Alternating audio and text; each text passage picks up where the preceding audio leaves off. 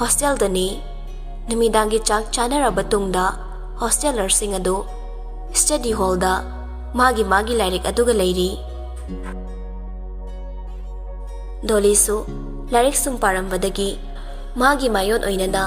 laptakna lairik pariba bungthai da yenglui.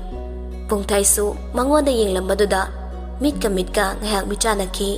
amu ikaina duna lukthanai. Makhoigi mataudo khanglaba Pinkina lairik pau hairaga mitki romance tawna leirabo anisibo. Dolina taningdeko ba fabasina ho babsibo aina faribro tawrisibo nangna lairik padakai ai yeng leirisina kaige paningdabai kana kaidorina yengini kaino yare bema chamna sum yengjarabani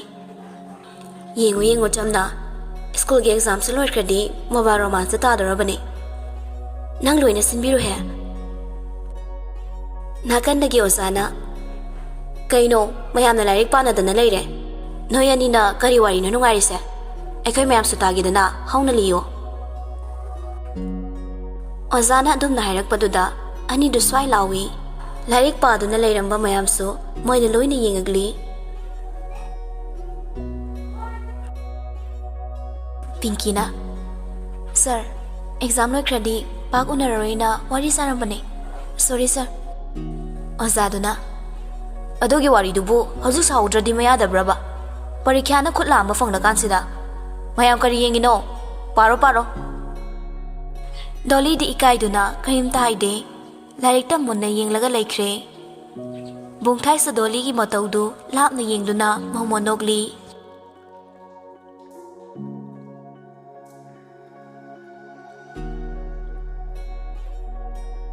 Matam khragi matungni thoibana magi marupsingda prem gi laptop tagi lauthokhiba video du Dolly ga prem ga thaina laiminakhibu oibana magi marup mapangsingda chaiba hore. Adubu ayambana khangbadi natri prem na su karishu khangdri David na di khangkre. Lembisu ayuki chak tokpagi kon fengduna lairingai tanjaduda David na machan gi manakta family. Lembisu mabung na nakanda laibaduda kon fengna wari sari. Tamo kay lairage ngasidi ay na kon fengmaga sangisibo. David tapna hairagli ichan ay kainom tangge nang siyang na di kumuko. Lembisu mabunggi moongduda khara chingnana kay wano tamo nang buda prem gane chamna na bungumna khanmanatana ahen mo wakhan khanba yawbro. Lembi mabunggi wahai du tabada swai lawi kari khumni khangdana tumina leiri. David na makha tarakli singna hayone koigano nang mumaga nushinabraba. Lembi tamna hairakli tamo David su machan gi moongdu khangladuna phamlambadagi lepkhalakli aduga hairai tamo waige nabungdi matik su sade ichan gi mateng pangbasu ngamde adubu nabung na haidoi wase manung mapan fauna yenglaga haibani karigumbada nang da prem ga nushi lambida khongthang namba tarabadi nang khongfamado handu aina haribu wase ichan gi aifanabani hairamlaga David su sangkre. Lembi marau laina hairamliba mabunggi wahangduna masada karigumba kharadi chingnazai. Amaromda mabunga prem ga khatnarabra natraga kari maramgino khanna wakhal amada leiri. Nakandagi mamana hairagli Vima kidore kondu fengba loshilodana. Lembi khangboy kaiboy ha hoima loshilagi. Kondu sasat fenglaba tungda Lembi magi kada changduna phamung mathaktuda famli aduga mabungna hairamba waising adu hanjin ningsingli. Kaigino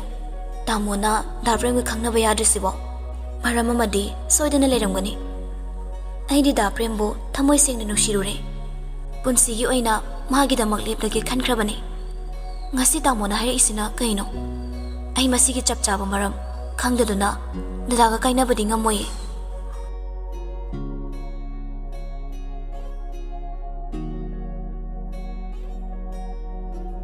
ꯁꯣꯝꯗꯅ ꯊꯥꯗꯣꯏ ꯍꯣꯏꯒꯤ ꯌꯨꯝꯗꯣ ꯄꯨꯡꯂꯥꯡ ꯍꯦꯛ ꯂꯥꯡꯉꯤ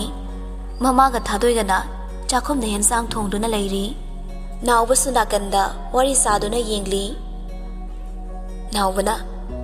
ꯆꯦꯝꯆꯥꯁꯨ ꯉꯁꯤꯗꯒꯤ ꯌꯨꯝꯗ ꯂꯩꯔꯅꯤ ꯅꯨꯡꯉꯥꯏꯖꯔꯦꯗ ꯏꯆꯤꯟ ꯏꯅꯥꯎ ꯑꯍꯨꯝꯁꯦ ꯄꯨꯟꯅ ꯐꯖꯅ ꯌꯨꯝꯗ ꯂꯩꯕ ꯐꯪꯖꯗ꯭ꯔꯕꯅꯤ ꯃꯃꯥꯅ ꯑꯗꯨꯒ ꯑꯃꯨꯛꯅꯦ ꯅꯆꯦ ꯍꯣꯏꯒ ꯈꯠꯅ ꯆꯩꯅꯕꯗꯤ ꯇꯧꯅꯨꯀꯣ ꯏꯕꯨꯡꯉꯣ ꯀꯩꯗꯧꯕꯩ ꯈꯠꯅꯗꯣꯏꯅꯣ ꯏꯃꯥꯁꯤꯗꯤꯕ ꯌꯦꯡꯉꯣꯏ ꯕꯨꯡꯉꯣ ꯈꯕꯔ ꯃꯆꯦꯠ ꯑꯃ ꯄꯥꯏꯔꯒꯅꯦ ꯃꯩꯈꯦꯠꯁꯤꯒ ꯃꯥꯡꯒꯣꯟꯗ ꯂꯩꯔꯨꯔꯣ ꯅꯣꯏ ꯕꯕꯥꯅ ꯆꯦꯝꯆꯥ ꯂꯧꯕ ꯆꯠꯈꯤꯕꯗꯣ ꯍꯜꯂꯛꯑꯅꯤ ꯍꯣꯏ ꯏꯃꯥ ꯑꯗꯣ ꯏꯃꯥ ꯍꯤꯟꯖꯥꯡꯗꯣ ꯃꯣꯔꯣꯛ ꯌꯥꯝ ꯁꯥꯍꯟꯒꯅꯨꯀꯣ ꯁꯥꯍꯜꯂꯣꯏ ꯅꯥꯎꯕꯁꯨ ꯀꯥꯗꯨꯗꯒꯤ ꯊꯣꯛꯈ꯭ꯔꯦ ꯊꯥꯗꯣꯏꯅ ꯑꯕꯦꯕꯨꯗꯤ ꯂꯥꯛꯑꯅꯤ ꯑꯩꯁꯨ ꯂꯨꯍꯣꯡꯗꯕ ꯀꯨꯏꯗ꯭ꯔꯦ ꯃꯥ ꯂꯥꯛꯑꯗꯤ ꯈꯔꯁꯨ ꯁꯤꯟ ꯂꯥꯡꯕ ꯇꯧꯃꯤꯟꯅꯕ ꯌꯥꯔꯅꯤ ꯌꯨꯝ ꯊꯥꯗꯣꯛꯅꯤ ꯈꯟꯕꯗ ꯏꯁꯥꯁꯦ ꯄꯥꯈꯠꯄꯗ ꯌꯥꯗ꯭ꯔꯦ ꯀꯔꯤꯒꯤ ꯄꯥꯈꯠꯂꯤꯕꯅꯣ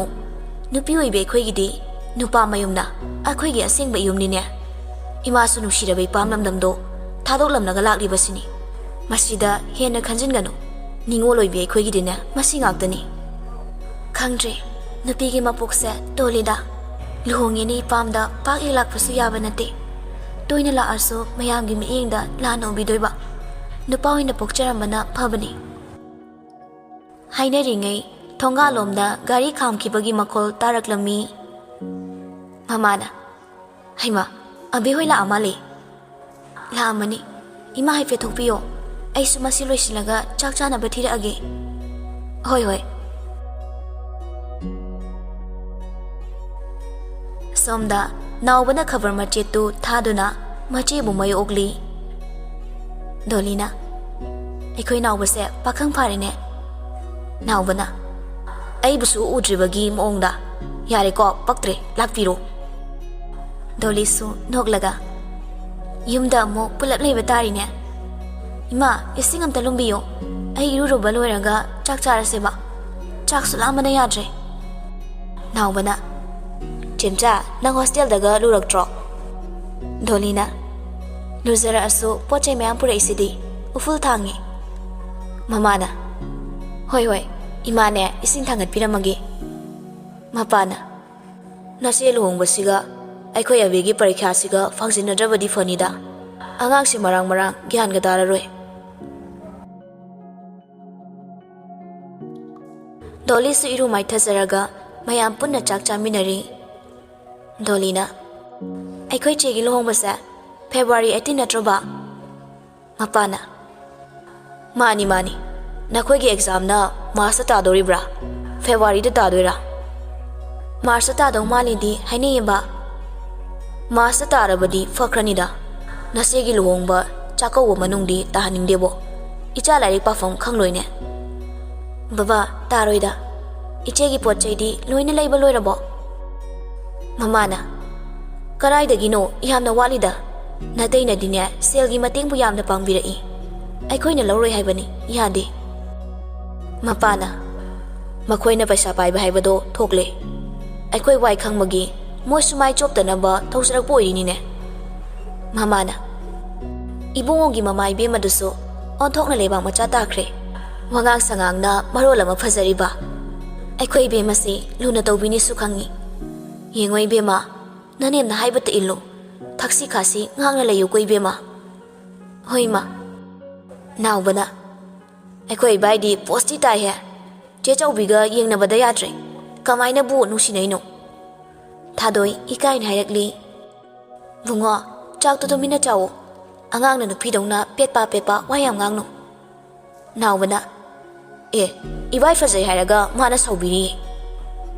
ꯃꯌꯥꯝꯗꯣ ꯍꯔꯥꯎ ꯅꯣꯛꯇꯨꯅ ꯆꯥꯛꯇꯨ ꯆꯥꯃꯤꯟꯅꯔꯤ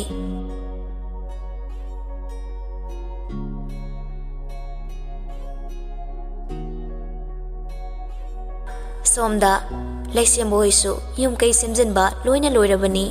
ꯃꯧ ꯂꯥꯛꯀꯗꯕ ꯈꯛꯇ ꯉꯥꯏꯔꯛꯂꯦ ꯂꯩꯁꯦꯝꯕ ꯊꯕꯛ ꯆꯠꯅꯕ ꯃꯐꯤ ꯃꯔꯣꯟ ꯂꯣꯏꯁꯤꯜꯂꯤ ꯃꯃꯥꯅ ꯏꯕꯨꯡꯉꯣ ꯅꯪꯕꯨ ꯏꯃꯧꯒꯤ ꯑꯋꯥꯠ ꯑꯄꯥ ꯂꯣꯏꯅ ꯍꯪꯂꯕꯣ ꯂꯩꯁꯦꯝꯕꯅ ꯍꯪꯉꯕꯅꯤ ꯑꯩꯅ ꯁꯦꯜ ꯍꯦꯟꯅ ꯄꯤꯒꯦꯁꯨ ꯃꯥꯅ ꯌꯥꯗꯦꯗꯣ ꯍꯦꯛꯇ ꯁꯥꯎꯔꯛꯑꯦꯕ ꯍꯣꯏꯗ ꯅꯪꯅꯁꯨꯅꯦ ꯌꯥꯝꯅ ꯍꯥꯏꯖꯤꯜꯂꯨꯅꯨ ꯑꯃꯨꯛ ꯏꯀꯥꯏꯈꯤꯅꯤꯀꯣ ꯃꯥꯅ ꯄꯨꯔꯛꯄ ꯑꯋꯥꯠꯄꯁꯤꯡꯗꯤꯅꯦ imana loina laibini madugi waningai oide imauna ibu mamani khanna harau harau nungsiba wahina bebar kaidana chatpado madu khaktani imana pamjabasu adubu nipimchado magul lei imana hek pamjaba imaudo soidana oini leisemba magi furitki kudangi kudamdo fana fana mingsel mamangda leptun hairakli adugi budi kahinoni ima nasana thiba nupibo imagi apamadomak oigadoribani imaugi luhongbada kenabagado haujikangi khwaidagi keba haiba ama nekadabani ko zenira robot nauremla yumna make abla apama makhalo hayo madugi dine imana puthoktoribani leisemba noklaga ekhoi ma sisuba yam excitement oikhalai makeup artist mamingsi yamna khangine karigi khangoi imasi YouTube Instagram pai bai krabasani imana bisingna takpidana hairibani ne phone si yam kanai ko kanabani ima namong nupi hoidi Facebook Instagram gano hangu yade ne pura champut ne mahano orise champut oibaduni hi na magun yauri base hayeng wai hanuraga ne marai paisani na moina paiba ya pote ne crime thokna bani matu macha laiba mayam ama pangkoi koina dana ne mawa mama khrina tawnarise masi su phone ani phone kanai hari base amarom dadi maya ama kana da balai ribani kana badu loksindana kana da bang akta sijina badagi lebak se gyan men tadre imagi basando ngangbi horopena nasadi thengli horen first period ta ai class lai ribani ima ai tho eko ngai ko ne ima manam nambi khige leisemba mama na makhut paiduna manam nambiraba tungda magi gari thamliba dudagi gari thodoktu na thokre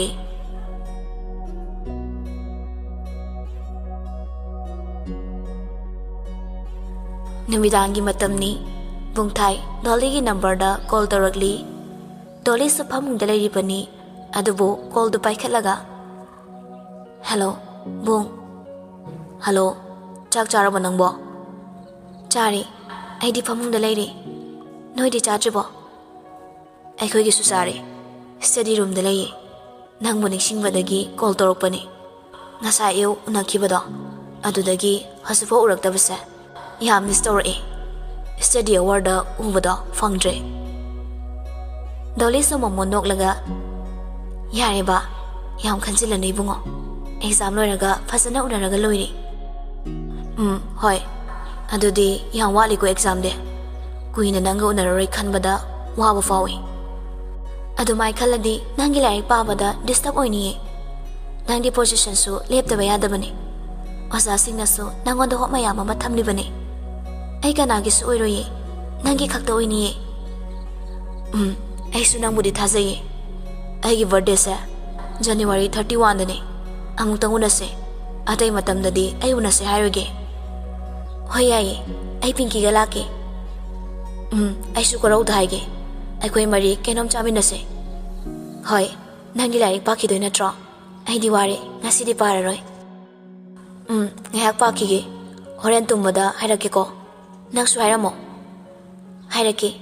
patho olaik to hoi adudi thamage ko thamo Thadoisu kada changaktuna magi famung adu semjilli Dolly su mache gi manakta changsilaktuna famung du da famli cha ai kenam ta hage Thadoisu famung du fazana semlaga famli hayo ke walai rage cha chaidi chera kanako ai do nupa ma khangne ba Thadoisu Dolly da haifet yenglaga angang na ngantani hekta farini madi kaidagino kidorige lambudi lapi chingmairong daso mayam lai madi sida leibani aiga classmate ni hostel la leirubadagi inaudi nupa koina ba oina thoklabo as aduga mari leinadi madogi anam tai direct sam hai ten daso position holder ni aduda kaidoraba Mado maitei nati Thadoi Dolly da yenglaga mayang lo nati trap ni ima baba na yadaw mande adugi che da haibani ꯊꯥꯗꯣꯏꯁꯨ ꯁꯣꯔꯗ ꯁꯥꯡꯅ ꯍꯣꯟꯊꯔꯒ ꯑꯗꯨꯒꯤ ꯑꯣꯏꯔꯦ ꯅꯪ ꯑꯉꯥꯡ ꯌꯥꯝ ꯑꯣꯏꯔꯤ ꯂꯥꯡꯐꯥꯡꯗꯤ ꯇꯧꯅꯨꯀꯣ ꯒ꯭ꯌꯥꯟ ꯇꯥꯅ ꯂꯣꯏꯅꯧ tribal ꯑꯣꯏꯔꯁꯨ ꯑꯀꯥꯏꯕ ꯀꯩꯁꯨ ꯂꯩꯇꯦꯗ ꯊꯃꯣꯏꯕꯨ ꯁꯦꯡꯅꯔꯗꯤ ꯏꯆꯦꯗꯤ ꯏꯌꯥꯗ ꯌꯥꯏ ꯇꯧꯕꯗꯕꯨ ꯏꯁꯥꯒꯤ ꯏज्ꯖꯠꯇꯤ ꯉꯥꯛꯅ ꯆꯠꯂꯣ ꯏꯃꯥ ꯍꯣꯏꯕꯨꯗꯤ ꯍꯌꯦꯡꯋꯥꯏꯅꯦ ꯅꯈꯣꯏ ꯑꯅꯤꯅ ꯃꯇꯤꯛ ꯆꯥꯔꯗꯤ ꯍꯥꯏꯕꯗ ꯑꯗꯨꯝ ꯌꯥꯔꯛꯀꯅꯤꯗ ꯍꯣꯏ ꯑꯩꯁꯨ ꯃꯇꯤꯛ ꯆꯥꯔꯒ ꯃꯥꯒ ꯂꯨꯍꯣꯡꯒꯦꯅ ꯈꯜꯂꯤ ꯂꯨꯍꯣꯡꯕꯒꯤ ꯋꯥꯒ ꯌꯧꯏꯗ ꯑꯉꯥꯡꯁꯦ ꯆꯦ ꯃꯇꯤꯛ ꯆꯥꯔꯒ ꯍꯥꯏꯕꯅꯤ ꯍꯣꯏ ꯍꯣꯏ ꯏꯆꯦꯒꯤꯗꯤꯅꯦ ꯒ꯭ꯌꯥꯟ ꯇꯥꯎ ꯍꯥꯏꯕꯤꯔꯤꯁꯤꯅꯤ ꯍꯣꯏ ꯆꯦ ꯗꯣꯂꯤꯁꯨ ꯃꯆꯦꯗ ꯍꯥꯏꯗꯣꯛꯈꯤꯕꯗꯒꯤ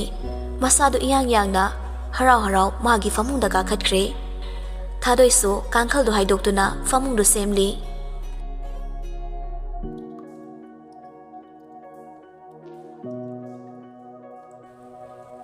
ꯂꯩꯁꯦꯝꯕꯁꯨ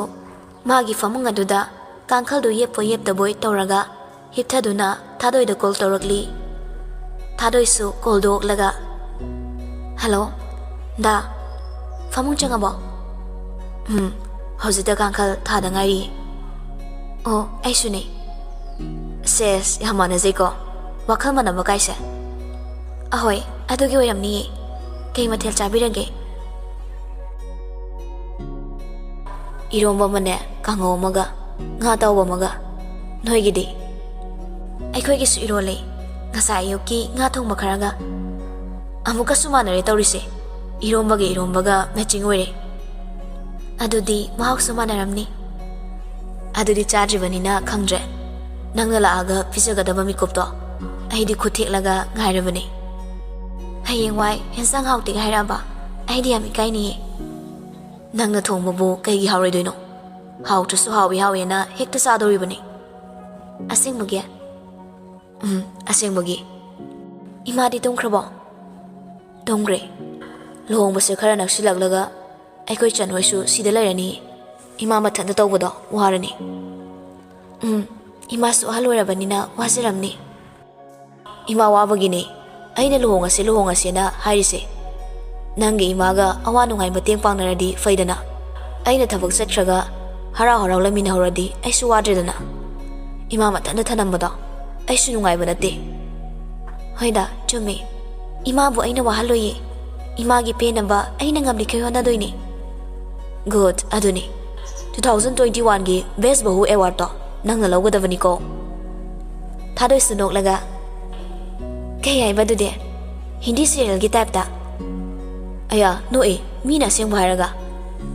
ꯍꯣꯏꯁꯦ ꯕꯦꯁ ꯕꯍꯨ ꯑꯦꯋꯥꯔꯗꯇꯣ ꯑꯩꯅ ꯂꯧꯗꯣꯏꯅꯤ ꯑꯗꯨꯅꯦꯕ ꯑꯩꯒꯤ ꯅꯨꯄꯤ ꯒꯨꯠꯂꯦ ꯗꯗꯥꯁꯦ ꯑꯉꯥꯡ ꯑꯣꯜꯂꯕ ꯀꯩꯅꯣꯝ ꯇꯧꯔꯦ ꯑꯉꯥꯡ ꯑꯣꯟꯕꯗꯤ ꯀꯩꯅꯣ ꯃꯤ ꯂꯨꯍꯣꯡꯉꯒ ꯕꯣꯔ ꯑꯣꯏꯗꯧꯔꯤꯅꯤ ꯊꯥꯗꯣꯏꯁꯨ ꯅꯣꯛꯂꯒ ꯑꯣꯏꯌꯣ ꯃꯥꯝꯇꯣꯞ ꯃꯌꯥꯏꯗ ꯀꯥꯔꯟꯒ ꯇꯥꯔꯛꯇꯧ ꯌꯥꯝ ꯃꯥꯜꯂꯤ ꯂꯩꯁꯦꯝꯕꯁꯨ ꯅꯣꯛꯂꯒ ꯇꯥꯗꯣꯏꯅꯤ ꯅꯪꯒꯤ ꯈꯖꯥꯏꯗꯒ ꯁꯤꯛꯇꯣꯏꯅꯦ ꯑꯩꯗꯤ ꯑꯗꯨꯃꯥꯏꯒ ꯇꯧꯔꯕ ꯑꯩꯗꯤ ꯌꯦꯡꯉꯣ ꯀꯣꯌꯦꯠꯇꯣ ꯀꯟꯊꯔꯦ ꯈꯪꯉꯣ ꯏꯁ ꯅꯪꯕꯨ ꯉꯝꯒꯗ꯭ꯔꯣ ꯐꯔꯦꯅꯦ ꯀꯟꯊꯕꯤꯔꯛꯑꯣ ꯐꯤल्म ꯗ꯭ꯔꯃꯥ ꯃꯥꯟꯅꯕ ꯑꯩꯈꯣꯏꯅꯤ ꯚꯥꯏꯔꯦꯜ ꯑꯗꯨꯝ ꯑꯣꯏꯔꯦ ꯚꯥꯏꯔꯦꯜ ꯑꯣꯏꯕ꯭ꯔꯥ ꯂꯨꯍꯣꯡꯕ ꯇꯣꯛꯄ꯭ꯔꯥ ꯑꯃꯗꯤ ꯇꯧꯔꯅꯤꯌꯦ ꯂꯩꯁꯦꯝꯕꯗꯨ ꯈꯣꯟꯀꯠꯂꯞꯅ ꯍꯥꯏꯔꯛꯂꯤ ꯍꯩꯗꯦꯅꯦ ꯂꯨꯍꯣꯡꯉꯝꯗꯥꯏꯗ ꯇꯣꯛꯄꯗꯨ ꯄꯟꯕ ꯇꯧꯍꯩꯗꯦ ꯀꯩꯅꯣꯅꯦ ꯃꯁꯤ ꯅꯨꯄꯤꯁꯤꯕꯣ ꯑꯩ ꯗꯦꯕꯗꯥꯁꯀ ꯁꯥꯕ ꯉꯝꯃꯔꯣꯏ ꯑꯃꯨꯛ ꯊꯥꯗꯣꯏ ꯇꯞꯅ ꯍꯥꯏꯔꯛꯂꯤ ꯁꯣꯔꯤ ꯑꯩ ꯄꯜꯂꯔꯣꯏꯗ ꯐꯔꯦꯁꯦ ꯄꯣꯊꯥꯖꯔꯣ ꯑꯉꯥꯡꯁꯨ ꯂꯥꯛꯑꯦ ꯍꯥꯏꯗꯥꯏꯅꯦ ꯊꯥꯗꯣꯏ ꯏꯃꯥꯁꯨ ꯗꯣꯂꯤꯗ ꯍꯥꯏꯐꯦꯠ ꯌꯦꯡꯂꯒ ꯃꯔꯩꯗꯨ ꯆꯤꯛꯂꯤ ꯑꯁ ꯑꯩꯗꯤ ꯀꯥꯎꯏ ꯉꯁꯥꯏꯗ ꯉꯥꯡꯉꯤꯕ ꯃꯌꯥꯝꯁꯦ ꯑꯕꯦꯅ ꯂꯣꯏ ꯇꯥꯔꯝꯃꯅꯤꯌꯦ ꯗꯥ ꯑꯩꯁꯨ ꯊꯝꯃꯒꯦꯀꯣ ꯇꯥꯅꯤꯡ ꯇꯥꯁꯅꯨ ꯀꯩꯅꯣ ꯅꯪꯕꯨ ꯑꯉꯥꯡ ꯃꯆꯥꯁꯨ ꯅꯠꯇꯦ ꯐꯔꯦ ꯊꯝꯃꯣ ꯒꯨꯗ ꯅꯥꯏꯠ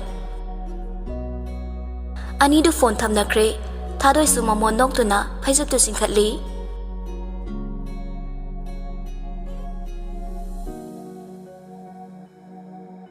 ꯑꯍꯤꯡ ꯑꯗꯨ ꯍꯧꯈꯤꯗꯨꯅ ꯀꯣꯔꯧꯃꯥꯁꯨ ꯃꯁꯦꯛ ꯃꯉꯥꯜꯒ ꯂꯣꯏꯅꯅ ꯃꯀꯥ ꯂꯥꯝꯅ ꯊꯣꯛꯂꯔꯤ ꯏꯪꯊꯝꯊꯥꯒꯤ ꯇꯌꯤꯡꯕ ꯃꯥꯂꯪꯕ ꯃꯥꯁꯨ ꯂꯤꯔꯤ ꯍꯨꯝꯂꯤ ꯅꯨꯡꯁꯥꯒꯤ ꯃꯩꯁꯥꯕꯨ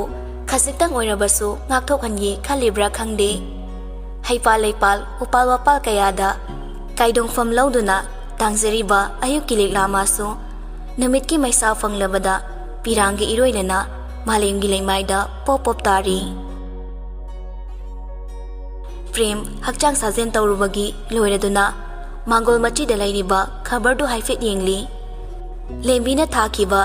ꯁꯣꯁꯤꯌꯦꯜ ꯋꯦꯜꯐꯤꯌꯔꯒꯤ ꯔꯤꯇꯟꯗꯨ ꯍꯥꯏꯗꯣꯛꯂꯝꯕ ꯎꯔꯛꯂꯤ꯫ ꯄꯟꯊꯕ ꯇꯧꯗ ꯂꯦꯝꯕꯤꯗ ꯀꯣꯜ ꯇꯧꯔꯤ꯫ ꯂꯦꯝꯕꯤꯁꯨ ꯋꯥꯏꯔꯝ ꯁꯤꯠ ꯁꯦꯡꯗꯨꯅ ꯂꯩꯔꯝꯕꯗꯒꯤ ꯃꯈꯨꯠꯇꯨ ꯍꯥꯝꯗꯣꯛꯂꯒ ꯐꯣꯟꯗꯨ ꯑꯣꯛꯈꯠꯂꯤ꯫ ꯍꯜꯂꯣ ꯗꯥ,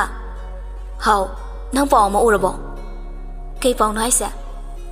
ꯅꯪꯅ ꯊꯥꯈꯤꯕ ꯔꯤꯇꯟ ꯑꯦꯛꯖꯥꯝꯗꯣ ꯔꯤꯖꯜ ꯑꯥꯎꯠ ꯑꯣꯏꯔꯦ꯫ ꯅꯪꯒꯤ ꯔꯣꯜ ꯅꯝꯕꯔꯗꯣ ꯍꯥꯏꯔꯛꯎꯅꯦ꯫ ꯍꯥ, ꯑꯩꯗꯤ ꯈꯕꯔꯒ ꯑꯃꯠꯇ ꯌꯦꯡꯗ꯭ꯔꯤꯌꯦ꯫ ꯅꯝꯕꯔ ꯍꯥꯏꯔꯛꯀꯦ, ꯄꯥꯏꯌꯨꯀꯣ꯫ ꯑꯦꯗꯃꯤꯠ ꯀꯥꯔꯠꯇꯨꯕꯨ ꯇꯦꯕꯜꯗ ꯂꯩꯈꯤꯕꯅꯤꯅꯦ꯫